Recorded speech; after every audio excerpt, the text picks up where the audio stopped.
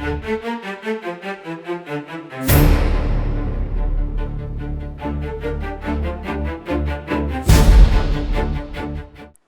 జంక్షన్లో ఉన్న ఆవ కెనాల్ పరిస్థితి ఆక్రమణలు తొలగించిన తర్వాత సుమారు 1-2 ఏళ్ల క్రితం ఎలా ఉందో మీరు చూడండి, ఎంత క్లీన్గా ఉందో.